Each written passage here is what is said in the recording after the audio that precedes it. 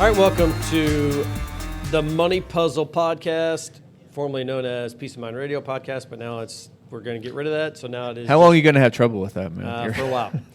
No, it's a Money Puzzle Podcast. I am Brian Ramsey. That is Eric Douglas, and that is Aaron McAndrew. So if you watched last week, you know that this week we're talking about taxes, and not just overall taxes. This is sort of, think of it as we're the last week of February of 2022. We're recording this. What we're talking about is tax ideas, tax strategies for this time of year, right? So we're getting up to, the tax filing deadline, or approaching that. Many people are doing their taxes now, okay? And so what are some of the things that we can be thinking about or should be considering when it comes to taxes for right now, okay? All right, so we'll just do like we did last week. I'll bring up a topic, and then we can sort of round robin it, okay? Okay. All right, so contributions to defined benefit plans or qualified plans. So a defined contribution plan, sorry. Yep. So why don't you take that one? Yep. So if you have a 401k plan or simple IRA plan, any type of qualified retirement plan, those are pre-tax, so that money's coming out of your coming out of your paycheck. Excuse me on that. And before taxes are assessed, goes into your account and goes into your 401k or whatever the type of account is, and it goes invested. So those are obviously a good way to not have to pay taxes on the money now. It grows tax deferred, and then eventually when you get to retirement, you're going to have to pay taxes on that money. Right. Another option in those qualified plans, they may have a Roth option that works the exact opposite way, but the benefit of that Roth option is while you're paying taxes on it now, the growth on that Roth option is going to be tax-free. Yeah. Yeah, it's also important to remember as well. Like if you're a business owner, and you have a solo 401k or some type of individual plan, it's hard to make contributions sometimes during the year and really truly understand how much of your income you actually have left to be able to contribute. So now that you've finished up the previous year, you have until tax day of April 15th. They haven't extended it this year yet. I don't think they will. First time in a couple of years. Yeah. They're not extending it. But now that you can evaluate what your finances look and what your profit and loss statements look like from the previous year, and now you have a better idea of how much you can allocate towards your solo 401k and make contributions based on last year, and obviously claim that as a tax deduction for your tax year 2021. Yeah, and just for those of you that most business owners, not all, most even file an extension. So they go, well, okay, we paid all of our taxes in, so you can actually extend it, get a 6-month extension to September 15th, I believe. So you actually have up until that deadline to make the contribution if you want to. But for the most part, people try to get them in as early as you can. That's the concept, is get the money in as early as you can, get it invested, and it'll work harder for you.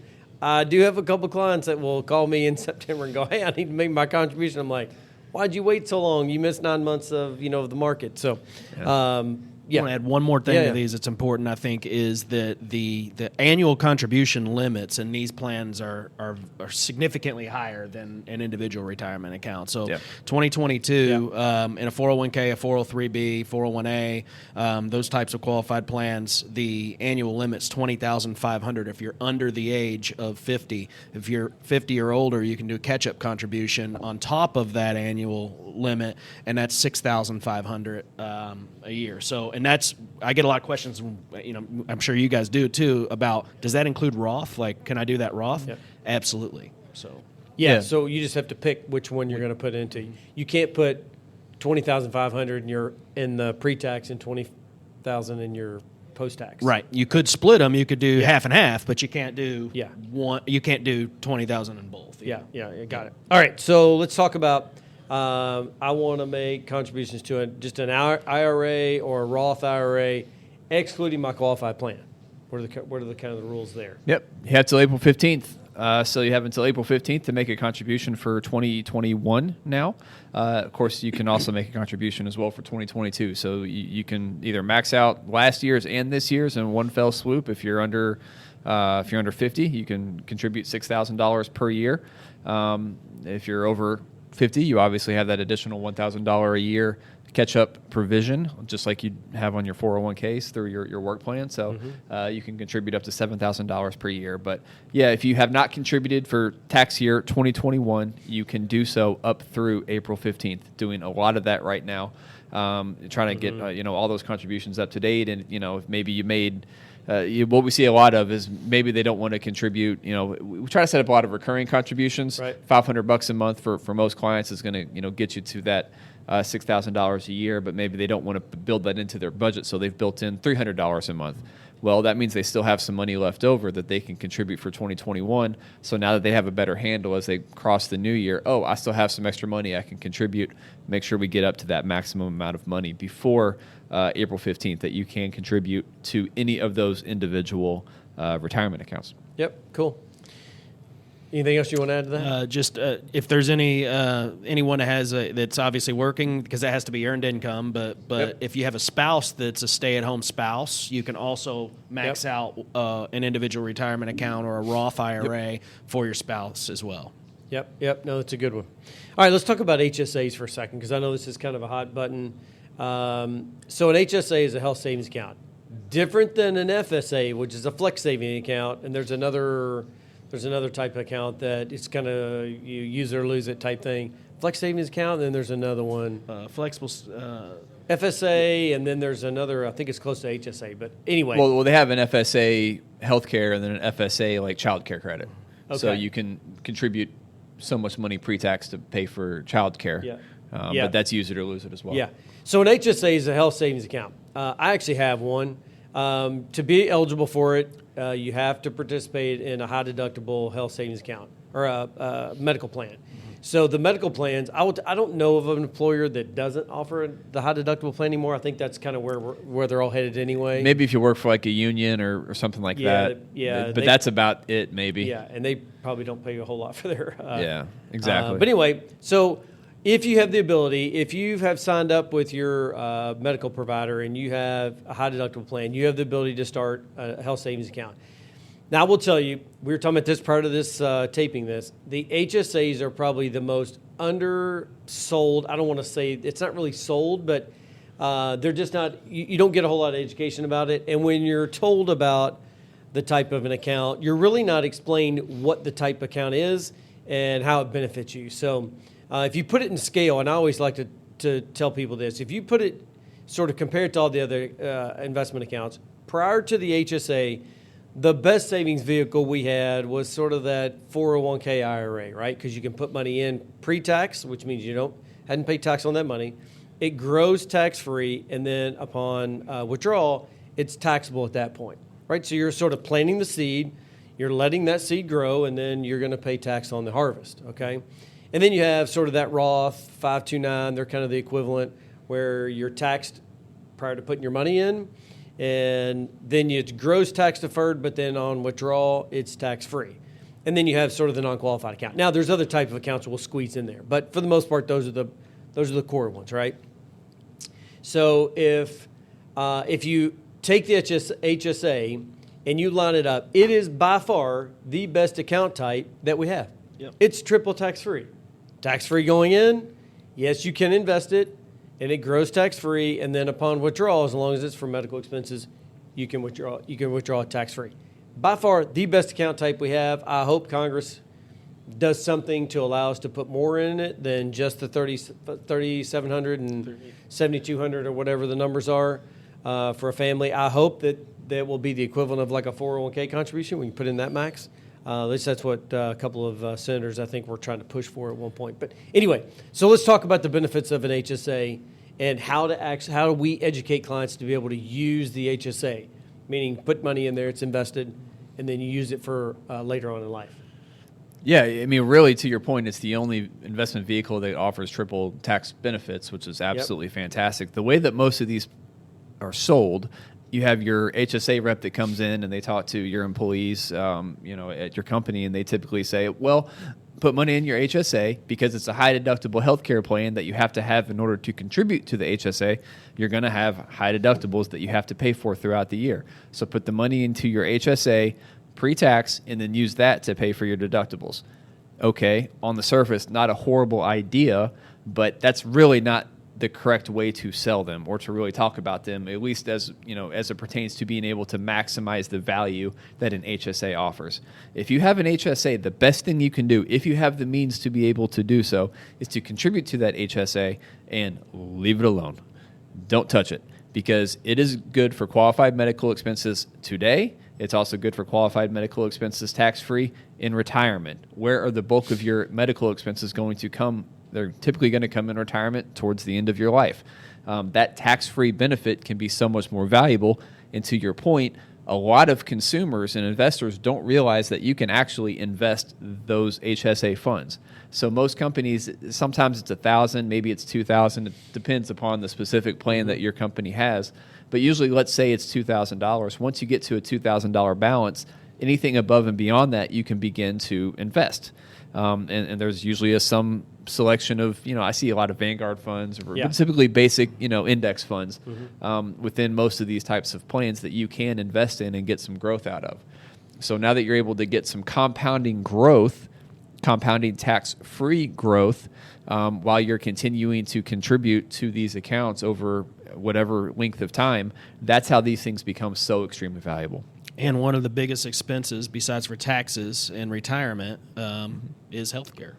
Healthcare costs, and how are people going to pay for their insurance? What if they retire before they get to or Medicare?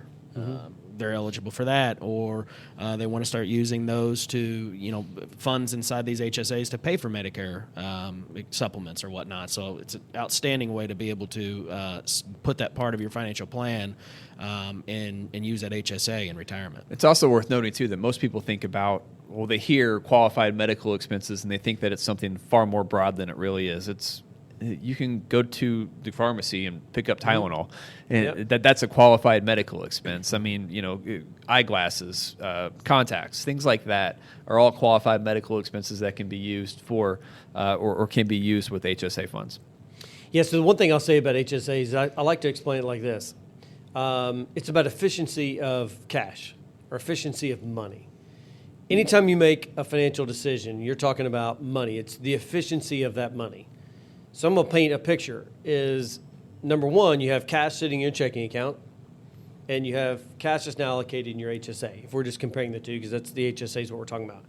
Where's the most efficient use of your money? Well, it's in the HSA because it's being invested. Mm-hmm. So if I go to get a prescription, let's call it $50, where's the best place to take that $50 from?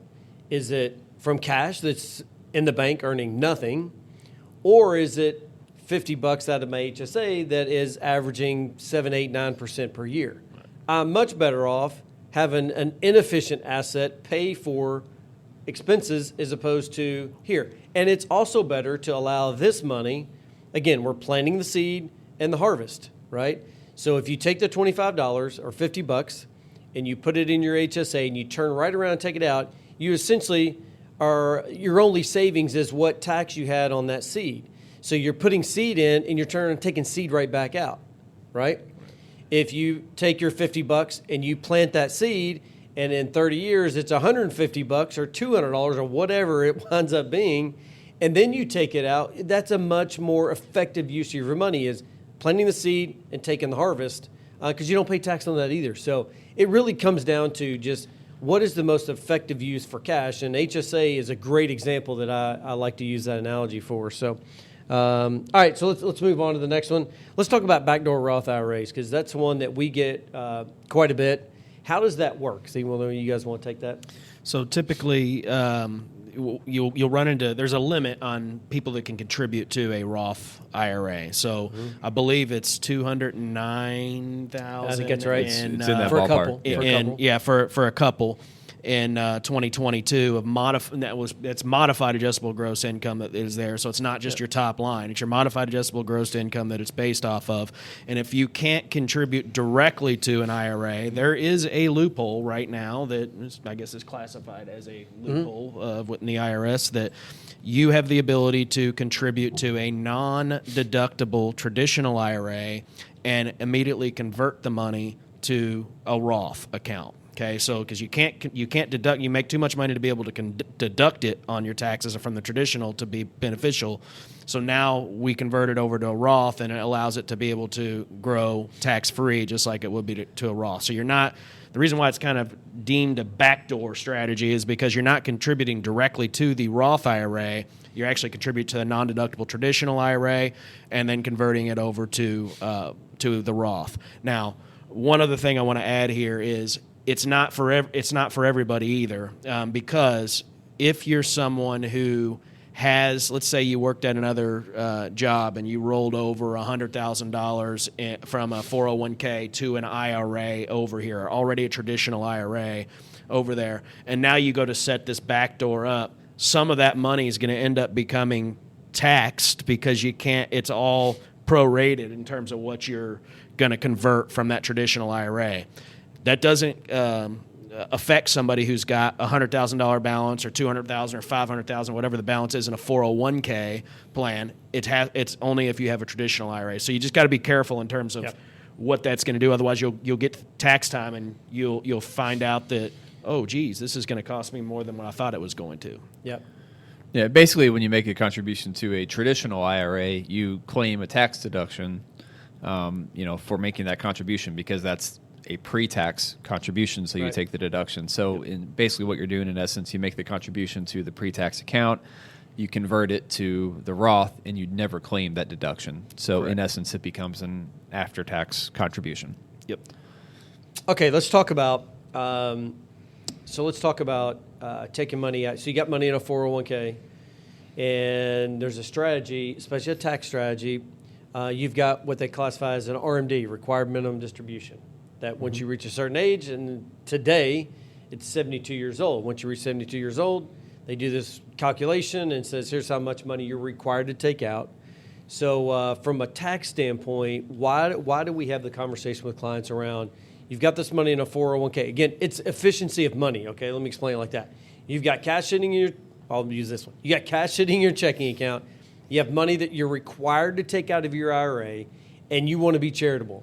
Give money to your church or give money to Chris that's standing over there hovering to make sure we don't say anything that then so that compliance will be like, no. And by the way, when Aaron used the word classified, it's not classified like classified document. He's talking about something else, another type of classified. I just want to clarify that. So we didn't get to show Nick's because we used a crazy word. But anyway, we're talking about efficiency of money, right? We're talking about cash and money in a 401k. We now want to give to a charity. It can be any charity, right? So why do we have that conversation with clients around, I've got this money, it's either cash or distributions from 401k? Well, if you're 72 years old and you have to take an RMD, required minimum distribution, this doesn't work if you're not 72. You have to be at least 72. But if you're charitable in any way, shape, or form, the best thing you can do from a tax perspective is to take your RMD and make a qualified charitable distribution. So you never actually receive the distribution yourself. You have that distribution wired directly to whatever charity or organization that you want to donate that money to. So instead of you having to take money that you obviously don't necessarily need yourself, and in turn pay taxes on money that you don't necessarily need yourself, you're contributing it to a nonprofit organization. They receive the gift as a qualified charitable distribution, and they don't have to pay taxes on it. So it's far more tax efficient for you, for them, for everyone involved, lessens your tax liability, you still get to be charitable, and you keep more money in your cash account that you otherwise would have been spending on charity, and you're still having to pay taxes on what you receive as distribution. Yeah, and I'll tell you that we get a lot of folks that when we start explaining this, they'll say, well, why don't I just take the distribution and then, I'll write my checks to the charities. It's a totally, now again, we're not tax preparers, so consult your tax advisor for this. But in most cases, what I see is when they do that, they don't get the full tax deduction on that money as they would if they had the money sent directly to the charity. Now, you might be in that scenario where you get a full, and that's awesome if you do.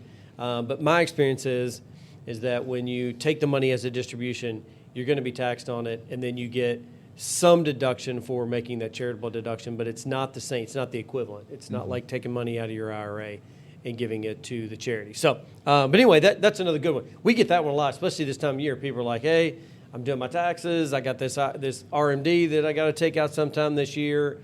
What's the strategy around doing it? We're like, hey, okay, you're 72 or older, and or even 59 and a half older. You can take money out of your IRA too and do that. So that's just another. Go ahead. Well, we're also looking at RMDs again as well now that we're into the new year. And so if you were taking, let's say, monthly contributions or monthly income based on your RMD amount, your annual RMD amount for last year, well, that's going to adjust for 2022 because you've got a new RMD schedule that was established on December 31st. So as we're going through and readjusting, any RMD schedules or monthly income schedules, this is certainly a topic of conversation. Yep. Yeah, and this is a topic of conversation we have at the beginning of every year. So any of our clients that are used to our scheduling, the first meeting of every year is really what we call like an administrative type meeting where we go through and do beneficiary designations, review. We look at the estate plan. We look at any kind of planning. So if they've done a financial plan, we'll update the plan and go through their plan again to make sure it's still, is successful. But the other thing that we'll do is we'll talk about distributions and contributions you're going to make throughout the year. And the one thing we hit on when you're 72 years older is what does that RMD look like? What do we want to do with it? Do you want to take it on a monthly basis? Do you want to take it, as a lump sum particular place? Do you give charitably? I mean, all those questions we want to make sure we ask and get done for that particular year. So, all right. So let's talk about one more topic. And Aaron, I'm going to set you up for this one. So Southern Indiana. So Aaron does a lot of work over in Southern Indiana with the school systems. So if you are a school system over there, I'm sure Aaron's been in your building. If not, he will be soon. And does a lot of work with the teachers over there. So talk about a tax savings that is it just teachers, right? No. Anybody. Okay. It's and we can do it in Kentucky too. It's just not as efficient tax wise in Kentucky as it is in Indiana. So Indiana has an Indiana 529 plan. The 529 plans are for education expenses, both higher education, and you can also use it on private schools, secondary education, primary education, private schools. But the benefit of the Indiana plan is there's actually a tax credit for contributions up to $5,000 that you put into a 529 if you're in the Indiana plan. If you're an Indiana resident, you're in the Indiana plan.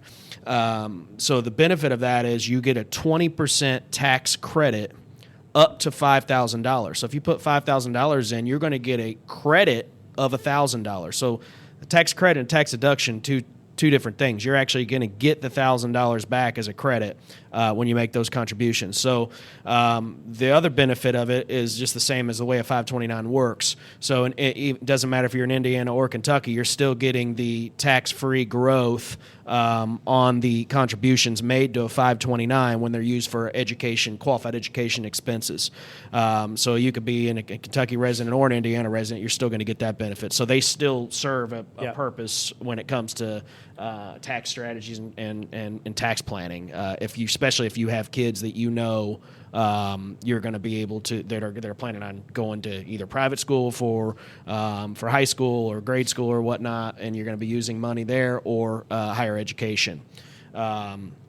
With the 529s, there was one more thing I was just thinking about before it slipped my mind, but I guess that's why you should write it down. You're getting old, dude. Exactly. That's you're almost to the point where you can make your $1,000 extra into your Roth IRA contribution because I'm already there. Yeah. My first year I did, I was like, that is so awesome. Now I can make another $1,000 to my Roth. That's the benefit of turning 50. Well, I got 12 more years before that happened. Oh yeah.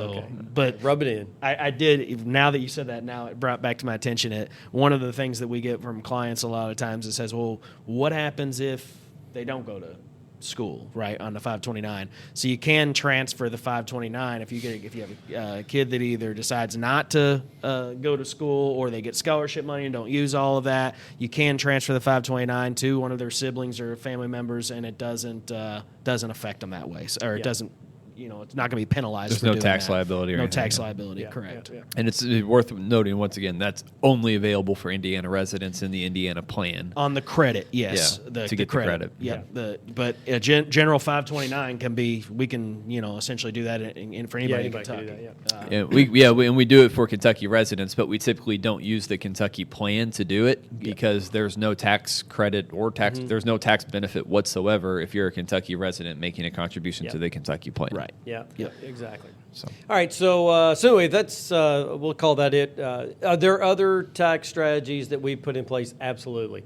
We just hit on a few that we just kind of quickly jotted down, or the most common ones that we hear when you come in. And the reason we call this the money puzzle is because your puzzle, and we always talk about this, and now we've got stuff all over our office now. So think of just a puzzle that has a lot of different puzzle pieces in it.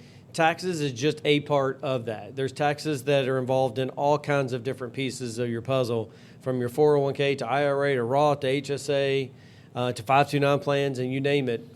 Taxes are intertwined with the majority of your puzzle. So this is one of those things that, if you don't know what your puzzle looks like, or you don't know what your pieces of your puzzle, or how many pieces of your puzzle there are, and you're like, I don't even know what this guy's talking about, then come see us. We'd love an opportunity to sit down with you and walk you through what your puzzle looks like, and basically help you put together your puzzle, if you will. So if you got it, I think Miss Producer, if you're watching the show, she's going to put the phone number up there. Just call us, and Whitney will make sure that you get on one of our calendars so you can come in, and we'll help you. If you are listening, our phone number is 502-200-5210. And, just call and come in and see us. We don't charge for that. But we will help you. Basically, in other words, just bring all your pieces to us and say, hey, I just need some help putting all this together, and we'll be happy to walk you down that path. And this is always a path to you being financially successful in life, and that's really what we're here to do. We just think that path starts with putting together a puzzle, knowing how all your pieces of the puzzle fit together, and when to turn things on, when to turn things off, and when to make contributions, how to make contributions, how to invest, when to buy life insurance, what type of life insurance, what your estate documents need to look like. It's all those pieces of the puzzle is what we're here to help you with. So anyway, give us a call. Our phone number again, 502-200-5210. Ms. Producer popped it up there on the screen for those of you that are watching. And I will let Eric sign us off for another week. Yep. Thanks for watching. Thanks for listening. If you are watching on YouTube, make sure you hit the red subscribe button. Be the first to get notified whenever we drop any new content. If you're listening, make sure you leave us a rating and a 5-star review. Helps spread the word around. If you have any friends, family, loved ones that might benefit from any of the subjects that we are currently talking about, please feel free to share that information with them as well. We greatly appreciate it. Until next time. The information given herein is taken from sources that IFP Advisors, LLC, doing business as Independent Financial Partners, IFP, IFP Securities, doing business as IFP, and its advisors believed to be reliable, but it is not guaranteed by us as to accuracy or completeness. This is for informational purposes only, and in no event should be construed as an offer to sell or solicitation of an offer to buy any securities or products. Please consult your tax and/or legal advisor before implementing any tax and/or legal related strategies mentioned in this publication, as IFP does not provide tax and/or legal advice. Opinions expressed are subject to change without notice and do not take into account the particular investment objectives, financial situation, or needs of individual investors. This report may not be reproduced, distributed, or published by any person for any purpose without IFP's express prior written consent. Securities offered through IFP Securities, LLC, doing business as Independent Financial Partners, IFP, member of FINRA and SIPC. Investment advice offered through IFP Advisors, doing business as IFP, a registered investment advisor. IFP and Family Wealth Planning Partners are not affiliated. The information given herein is taken from sources that IFP Advisors, LLC, doing business as IFP, IFP Securities, LLC, doing business as IFP, and its advisors believe to be reliable, but it is not guaranteed by us as to accuracy or completeness. This is for informational purposes only, and in no event should be construed as an offer to sell or solicitation of an offer to buy any securities or products. Please consult your tax and/or legal advisor before implementing any tax and/or legal related strategies mentioned in this publication, as IFP does not provide tax and/or legal advice. Opinions expressed are subject to change without notice and do not take into account the particular investment objectives, financial situation, or needs of individual investors.